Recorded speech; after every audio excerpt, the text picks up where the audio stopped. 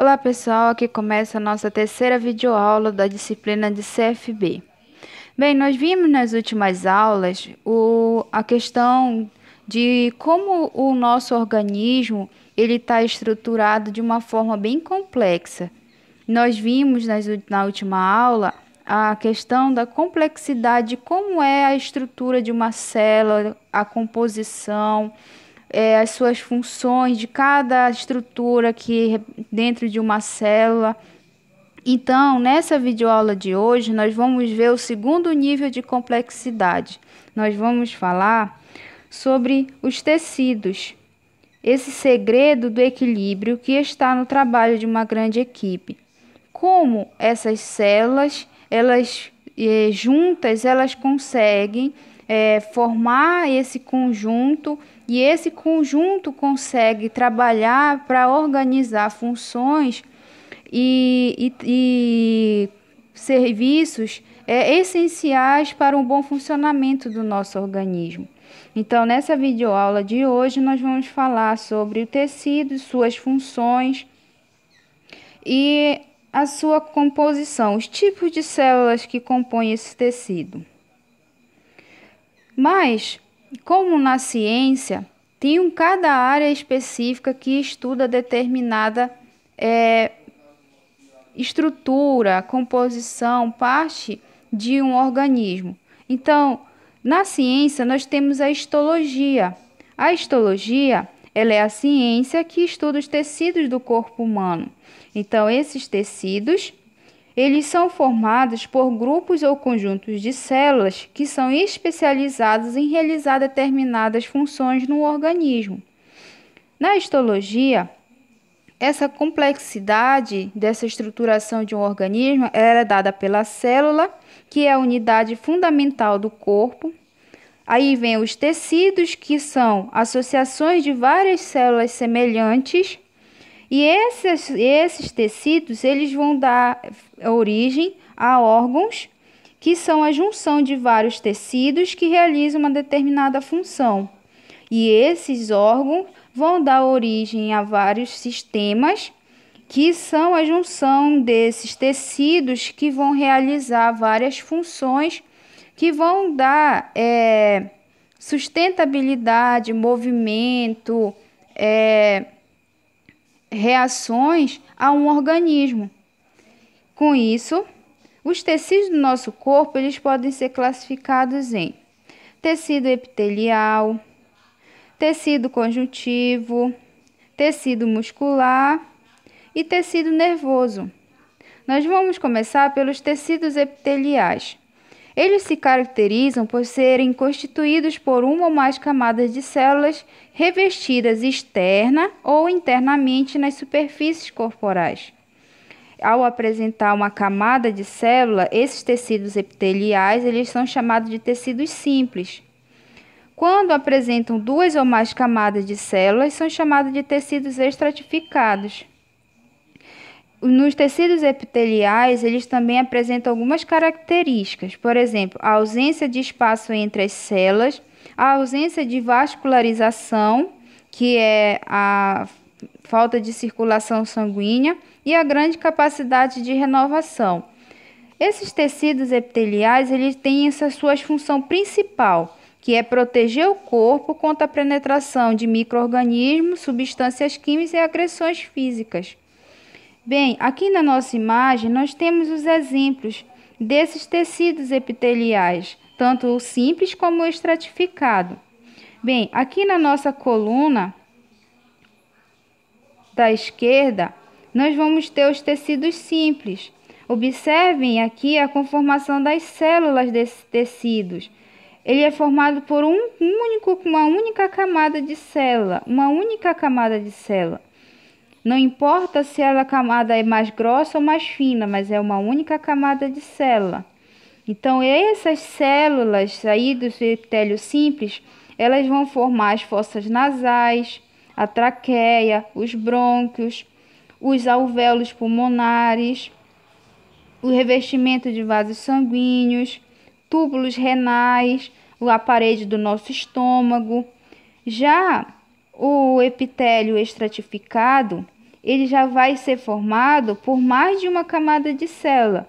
Como vocês podem ver aqui, ó, aqui a gente vê que temos uma célula um pouco mais achatada, e aqui a gente vê que tem uma célula um pouco mais em forma de um cubinho, como se fossem pequenos dados colocados perto do outro, e essa de cima, um conjunto de célula um pouco mais achatado. Então, esse epitélio estratificado, ele pode compor a pele da nossa boca, do nosso estômago, a nossa pele, a bexiga urinária, o útero.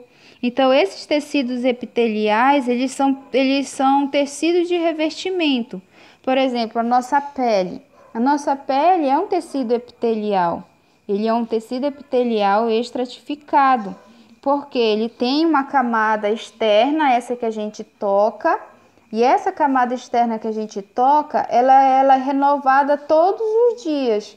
Quando você toma banho, você passa buchinha, você vai retirar aquelas células que já estão mortas, e aí durante a noite essas células vão se renovando, durante as horas do dia elas vão se renovando, e aí novamente as células morrem e novas células vão sendo produzidas e vão renovando e fazendo assim a composição da tua pele, certo?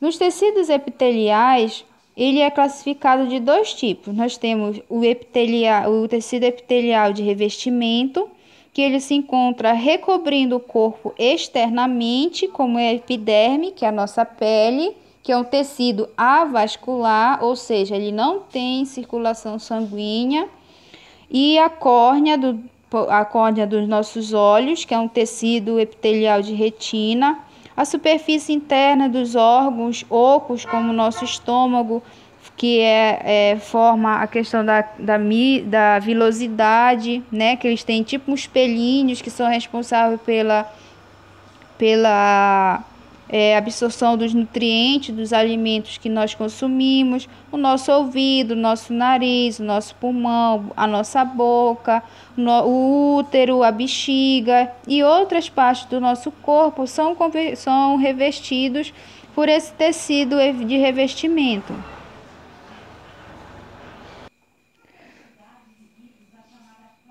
Aí na imagem nós temos alguns exemplos de tecido epitelial de revestimento, como a nossa mucosa nasal, o túbulo renal, a uretra. E nós temos também o tecido epitelial glandular, que ele é responsável pela formação de glândulas, fígados, pâncreas, glândulas salivares, entre outras glândulas.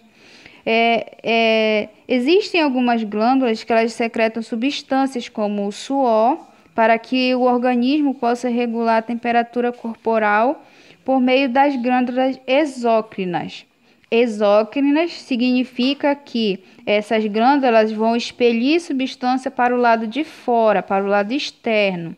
Ou os hormônios, que regulam o metabolismo de algumas estruturas, por meio de glândulas endócrinas. Ou seja, essas glândulas endócrinas, elas vão secretar substância na parte interna desse organismo. Por exemplo, os hormônios eles são liberados no nosso sangue. E o nosso sangue estão em vasos sanguíneos e veias e artérias, que estão na parte interna do nosso corpo. Então, glândulas exócrinas, elas secretam substância para a parte externa,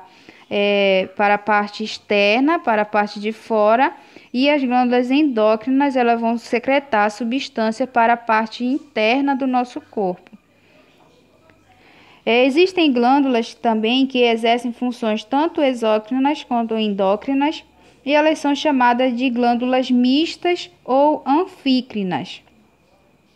Bom, aqui na imagem nós temos os exemplos, as glândulas endócrinas, que ela vai ter a ligação com um capilar sanguíneo, para substância que ela vai secretar, ela já entra direto na corrente sanguínea. As glândulas exócrinas, ela vai ter um ducto ligado com a parte externa, por exemplo, nossos poros. Na base dos nossos poros, nós temos essas glândulas exócrinas, que é por onde vai sair as gotículas de suor expelidas do nosso corpo para o nosso controle da temperatura. Os tecidos conjuntivos. O tecido conjuntivo ele possui espaço entre as células e é ricamente vascularizado. Possui baixa renovação celular, ou seja, a renovação celular desse tecido conjuntivo ela é mais lenta.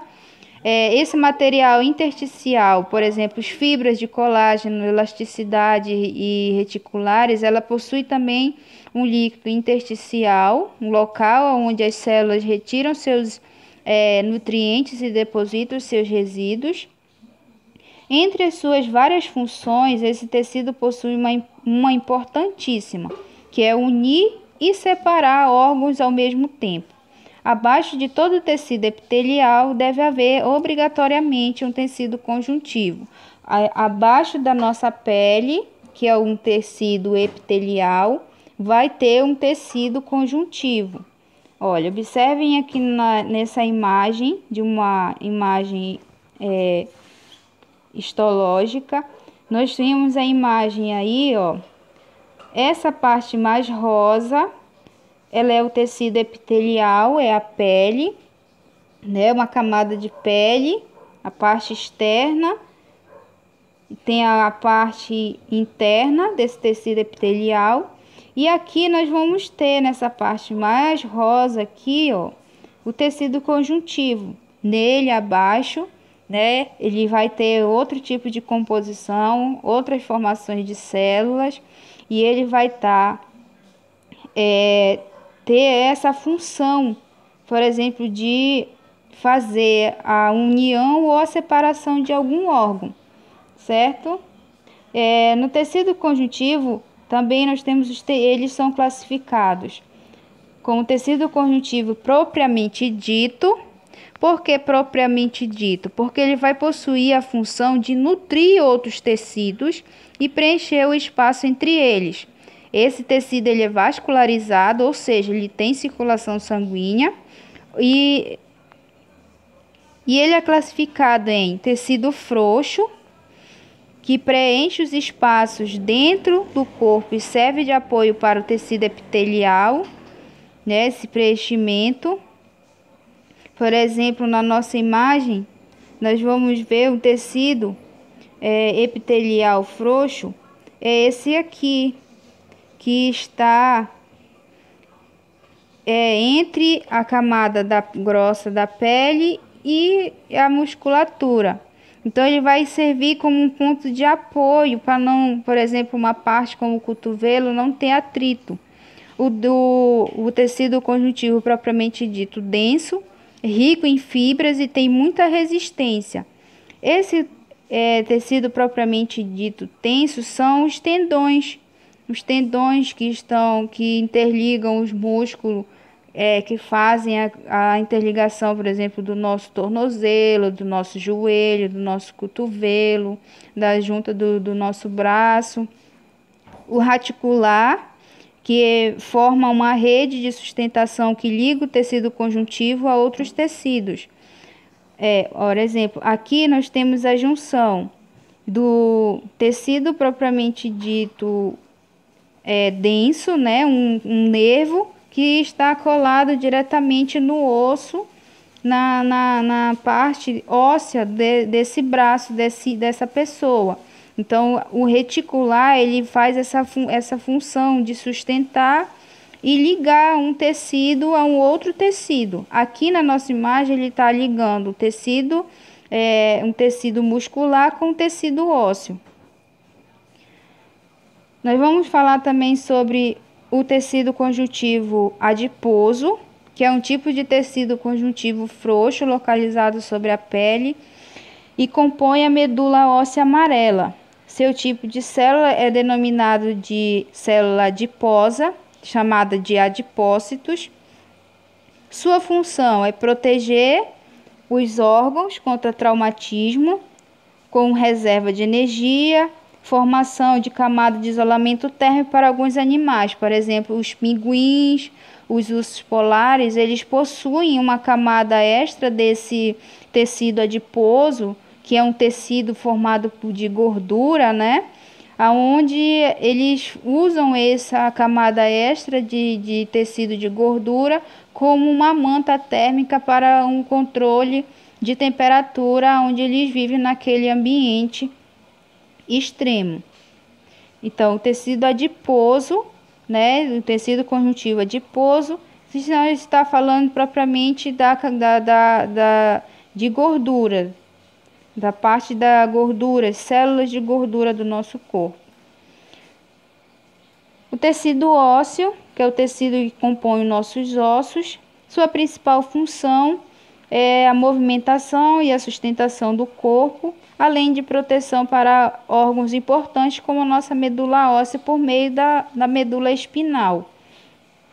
As células que compõem esse tipo de tecido são os osteócitos, que são células ósseas maduras, os osteoblastos, que são células jovens, também óssea. E esses ossos, eles também são classificados como mais resistentes, são chamados de ossos compactos, e menos resistentes são chamados de ossos esponjosos.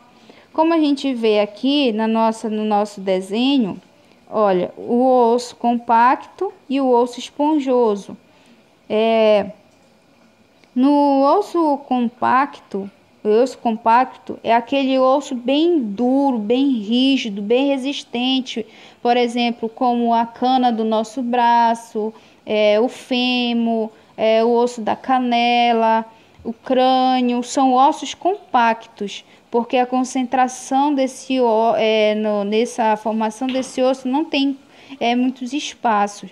Já o esponjoso é aquele osso como se fosse uma esponja com várias redes de orifícios, e por isso que ele é menos resistente.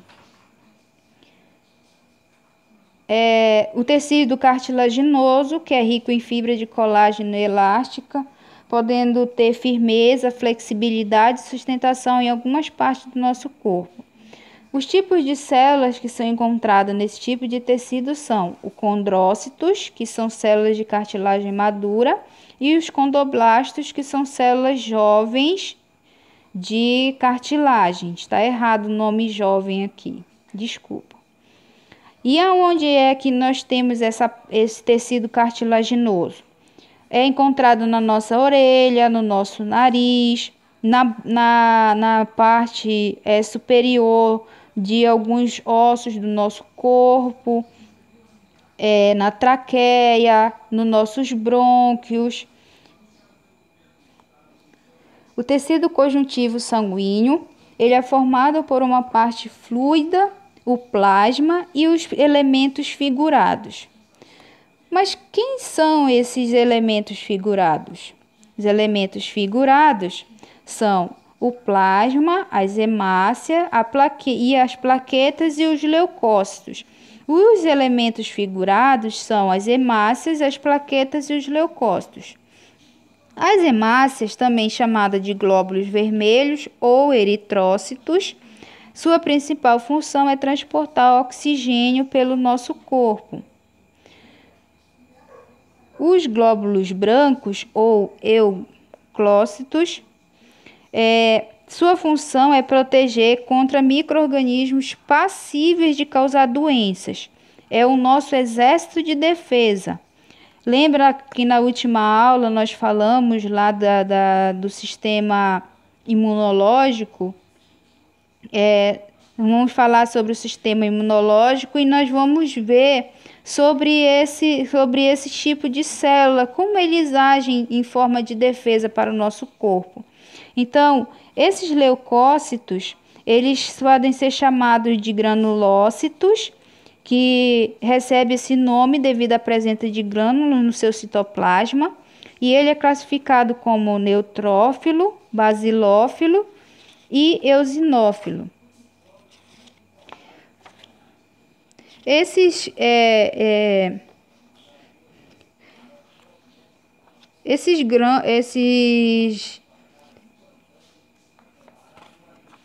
Esse glóbulos brancos ou leucócitos, cada um deles exerce uma função diferente.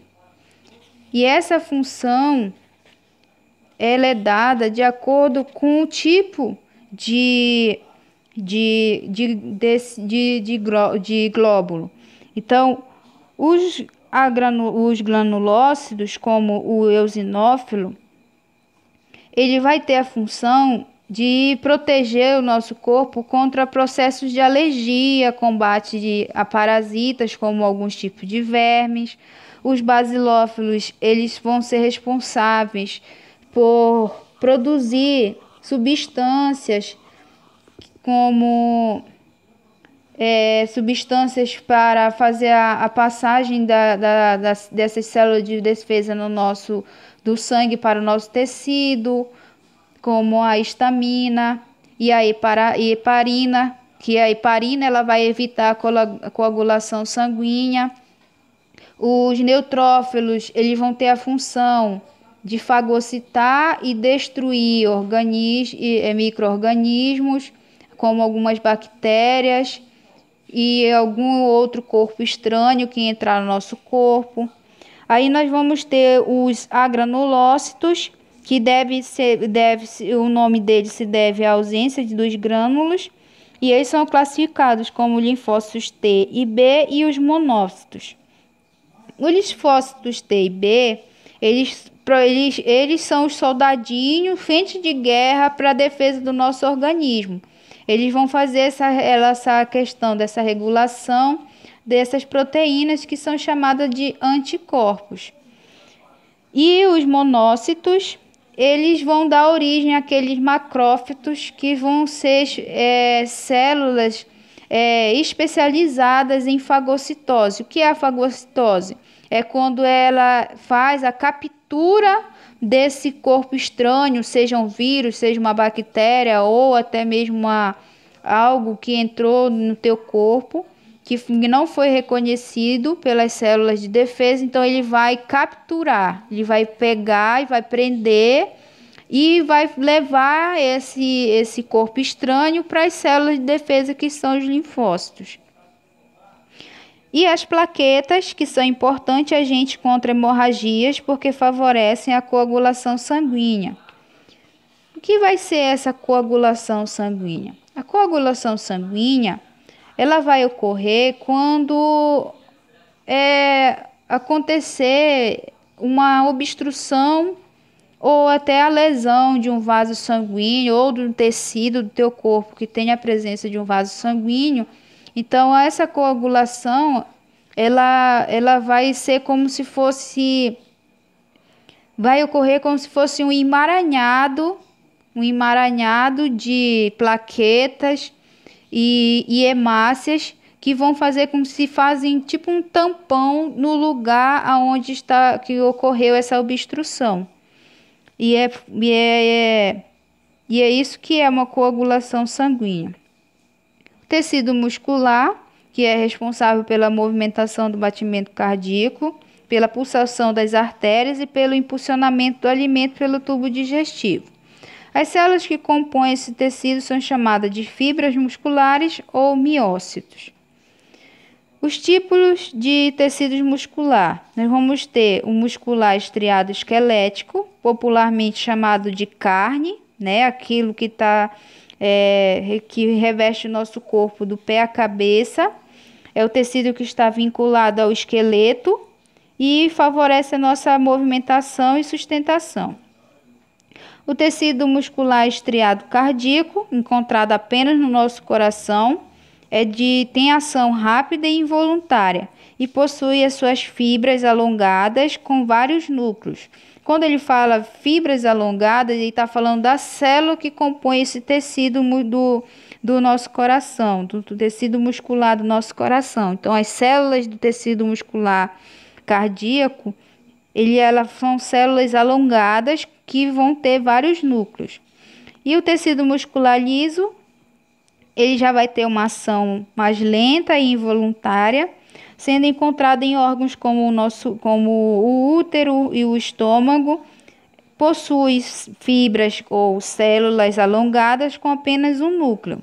E aqui no desenho a gente está vendo na imagem o exemplo como são essas células do tecido muscular. Aí nós temos o tecido cardíaco, do músculo cardíaco, que faz como se fosse tipo um emaranhado de células. Nós temos o músculo estriado, né? O esquelético, aquele que é a carne do nosso corpo, né? Como a gente vê como as células estão organizadas. E o músculo liso, que é presente tanto no útero como no nosso estômago.